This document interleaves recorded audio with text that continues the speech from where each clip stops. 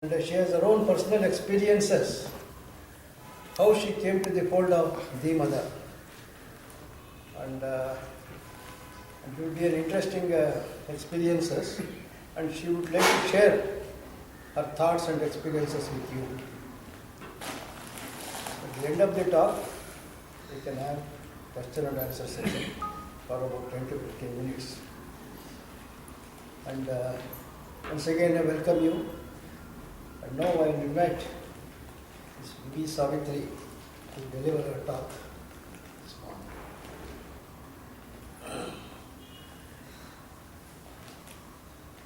So I'm very glad to be here. I see the eyes, the smiles. Yes, it's working.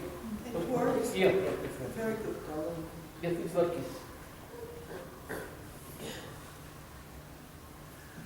So the heart is so full, and to say I'm going to give a talk, it's so strange to me, because actually I don't know what a talk means.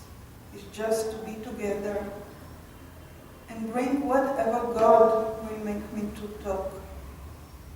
I feel you, I look in your eyes, I sense the openness, and probably that will be the greatest help, except God's love, which brought me to this moment, which really staying here is so incredible, because I was taken in this life through so much. Many wonderful, wonderful teachers and masters and beings and friends and family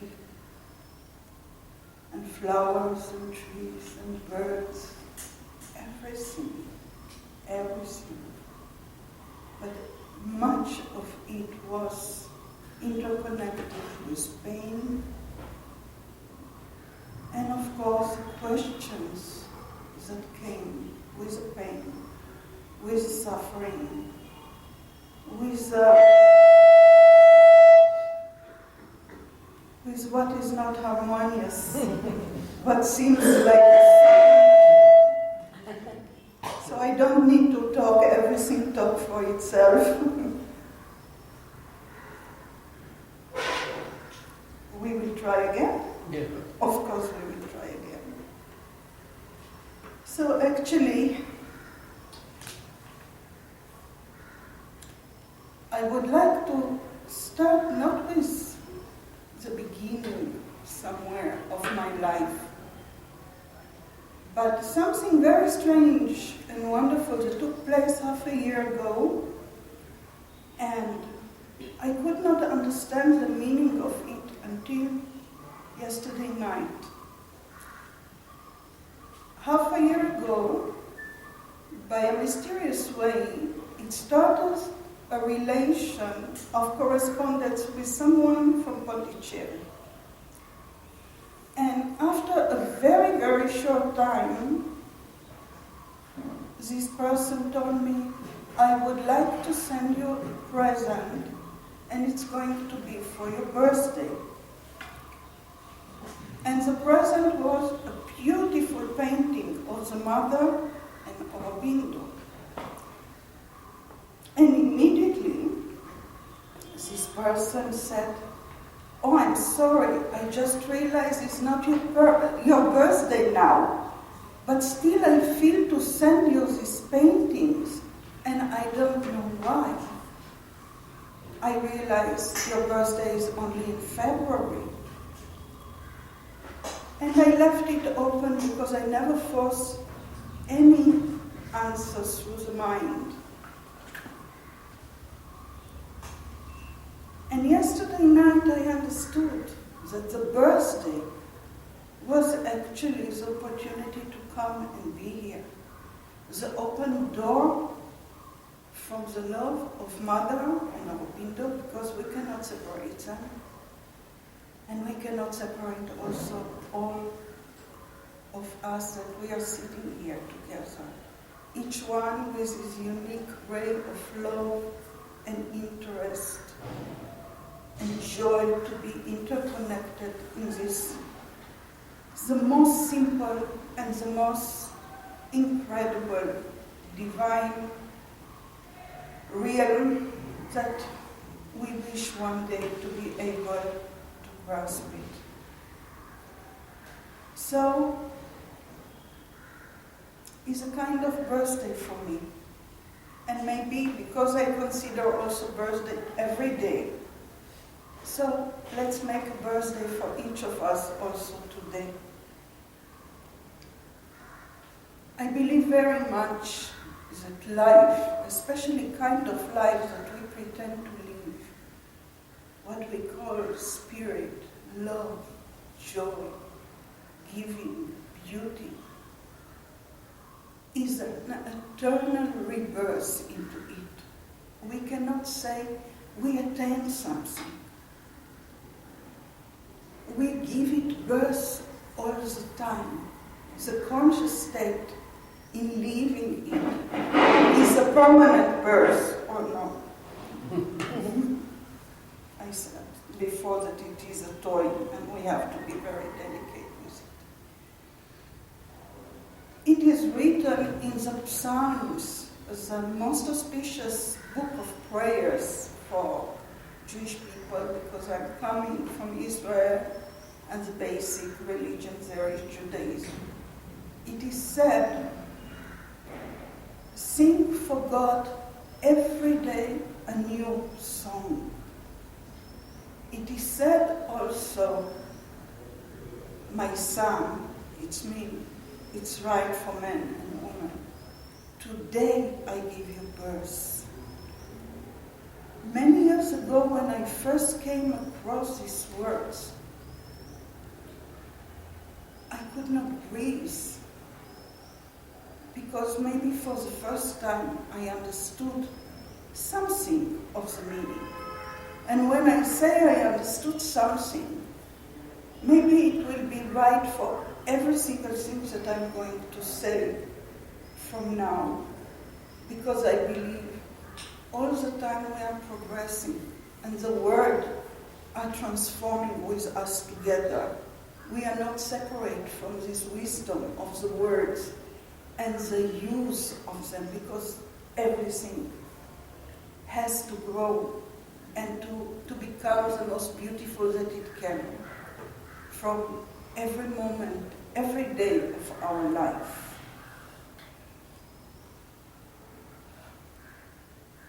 So I'll start a little bit with my personal life. I was born in Israel, and I was born to parents that were survivors from the Holocaust, from the Second World War. As that, life was lived in the dimension of surviving. Never it came across the question, what is the difference between surviving and living? For me, this question never existed because it was a mystery by itself how these people who went through so much still not only are alive, but once children. I am the only child, but they have the feeling they want to go on with life. And when I used to ask my mother how she went through all this tough time, she actually answered with one repetitive answer. Oh, we were laughing a lot. We kept our humor. We never gave up the unity between all the people that were together and the laughter. And with all the pain that was around, and with all, I would not say poverty, but I would say a very big caring for what is going to be the next day. Yes, because it never was for them to show me we don't have. Always was, we have enough. I remember my mother used to have a crystal plate, which was for two purposes. One, to make the birthday cake on it and to offer them, and the other one, day by day, she would put some money under it. It was like a guardian for her to have to pay the maintenance of the house. Especially she wanted me to have a good education. So I learned at Alliance École, and I loved it. But I didn't love to be a pupil because I did not understand what this kind of pupil is. To go to school, to learn, to be very obedient. For what? To respect. What does it mean? Of course, I don't want to hurt nobody. But everything was so much from the level of exterior that something intuitive in me could not respond to it. It was only one person until the age of 13 in my life that I could connect from the inner and sense, more like with a sensor, not with an awareness of what something else can be. And that was my grandmother. My grandmother was an example of silence. Blue eyes, a smile as it never disappeared from her face. And she used to stay. She was like an oasis, something so strong. And everyone saw her like a very soft woman, small, old, soft woman. But for me, she was a rock.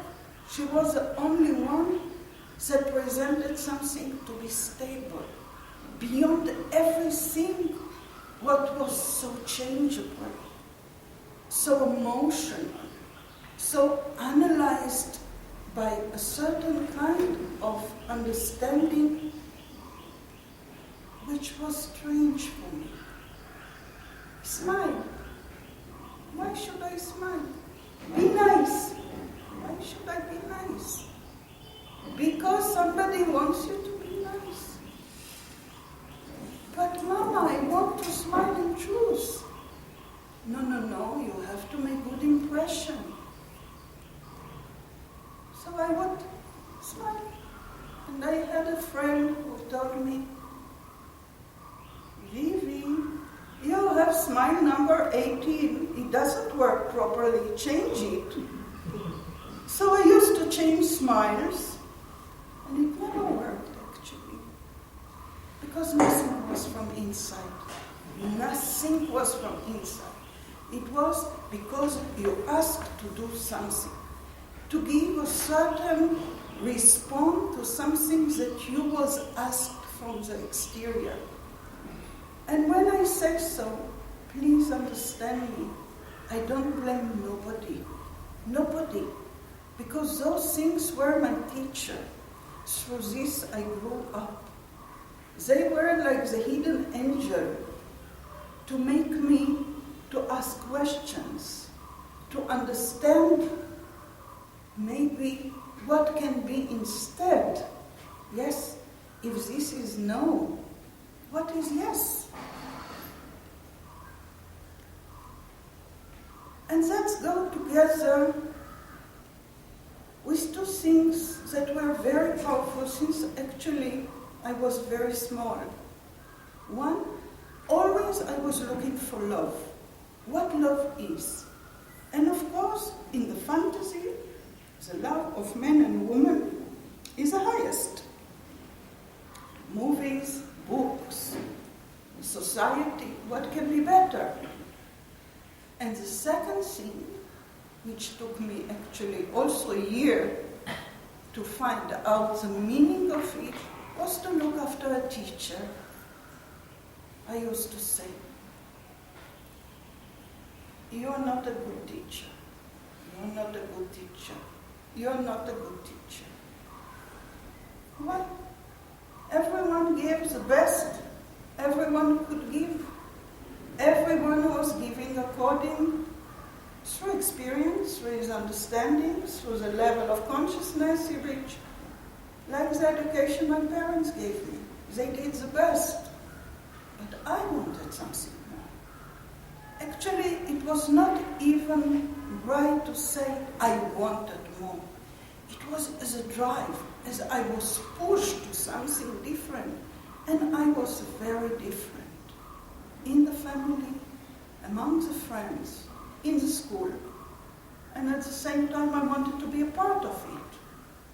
How to live alone? What does it mean to live alone? But what does it mean to live together? At the age of 13, I was brought to a wonderful painter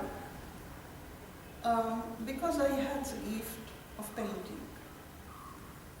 And at the age of 13, again, my grandmother, who received a very wonderful recommendation about a painter, which her origin was from Germany,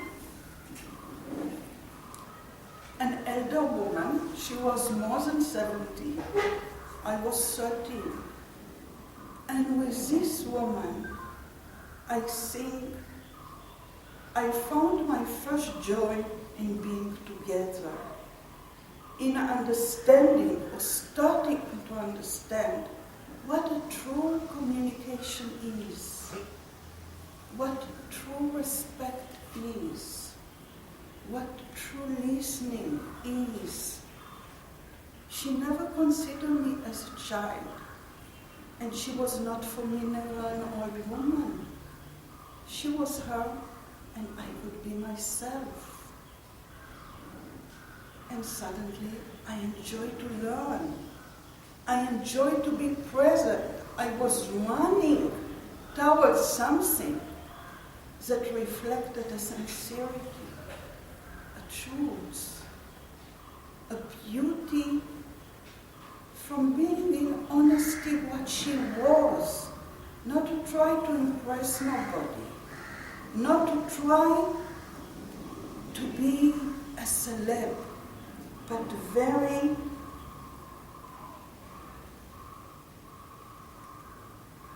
step by step, day by day, very laborious in her work, doing in humbleness what she has to do. And so I could say she raised me without saying, I am this and this for you, you should learn. No, through the example, through breathing like a fragrance of the flower that does not make any effort to give this fragrance, this beauty, this nobility. And one day, I was, I think, before 18, 17, 18, something like this, after a few years, I asked her, tell me, you are never bored? You are most of the time alone with your paintings, with your book, with your music. And she took me to her veranda, and she showed me some flowers there. She said, tell me, how somebody can be bored? We have the sea, we have the sky. I have here the flowers, the stones that I collect. I have everything. Everything talk to me. With everything I am in touch. Nothing is separate from my life. And people who are false, I don't need them. I enjoy being with you. And I cried, and I cried. And when she died, she had a son, and I wrote him those things. And he said that he never knew his mother, because always they talked about some exterior things. They never were able to talk inside. And I think all life is about it. You know, when I arrived today here, I came with love in me, with gratitude, much gratitude, of course. Thanks to our dearest Raja Nike, yeah, oh, I said it right, which invited me after a small talk and said, come. And I said, I come. I felt very connected, but at the same time from outside, coming from outside. Not only from outside, coming not so much from another country, I'm coming from Puttaparthi, the abbot of Sri Satya Sai Baba. How it's going to be. But Ragna saw me coming, and she felt that I am Vivi. And immediately she addressed to me. And this warm welcome, this simple, beautiful, primer touch, this is again a birth into beauty, a birth into the beauty beyond. For me, I wanted to cry. I told her, I want to cry. You don't cry. You don't cry. It was the tears that only God can make us to have these tears. Because there's a unity of the soul which is beyond any story, any name, any master, any religion, any race, beyond. Nothing exists in this moment. And from this aspect, I really feel this embrace, that we are sharing this divine embrace. Because I'm not going to talk from books. If I start to read Aurobindo's Mother from the words they are explaining, I'm lost, I'm finished. I forget what is beauty. I'm not built in this way, yes? The intuition is strong, the sensing is strong.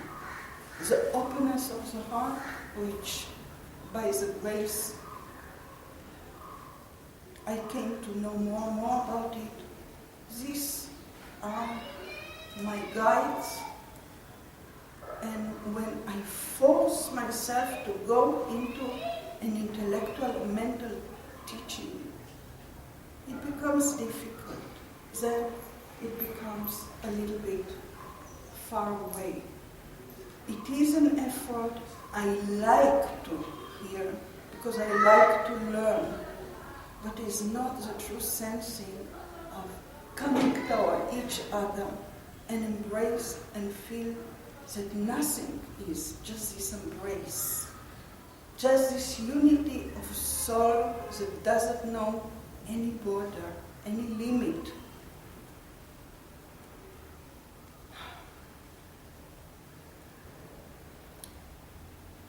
So I will come back a little bit, with your permission, to my life. How slowly I arrive to what maybe interests you the most, or it's important for all of us. After the death of this beloved painter, teacher, friend, mother, I was at 21, and since a very young age, from 19, I started to exhibit, because all my life I was painting. And the only motivation to paint, actually, was to paint. I knew how to paint, and I was painting. But it never was enough. Never was enough. It was burning me in the beginning because it was a gift, and this is what I knew how to handle with it. That's what I know how to do. I could teach it. I have made many exhibitions. People loved it. But always something was missing in me. Always. Doesn't matter in what field. Nothing was enough. Nothing. I went to academy.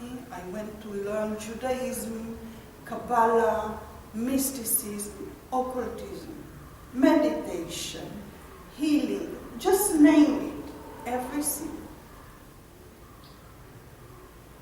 Is to taste a good cake, and you say it's very good, but it's not nourishing in truth. And still I was looking. I didn't know the name of what I'm looking, but I knew nothing is enough.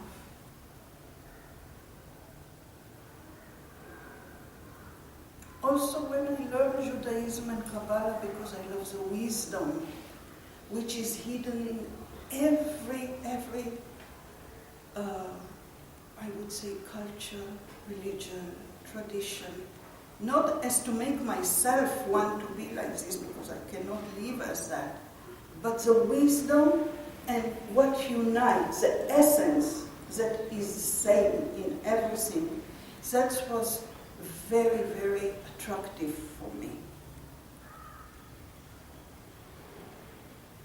And when I learned many years Judaism and I found the beauty in it, the people from Jewish religion wanted to make me a Jewish Orthodox believer.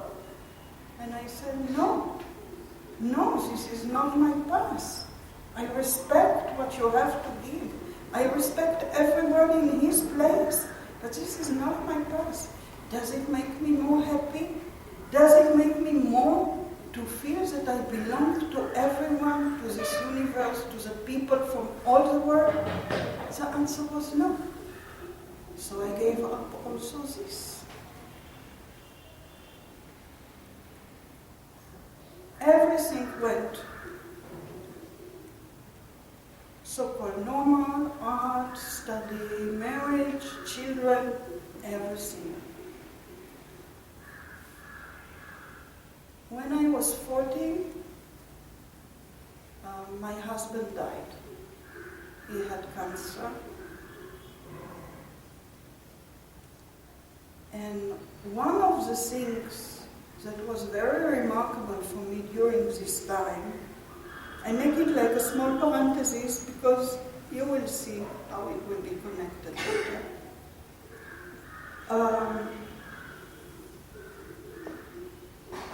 He was in the hospital in a very severe state, and he had to receive some medical intervention, like a chirurgic medical intervention without anesthesia.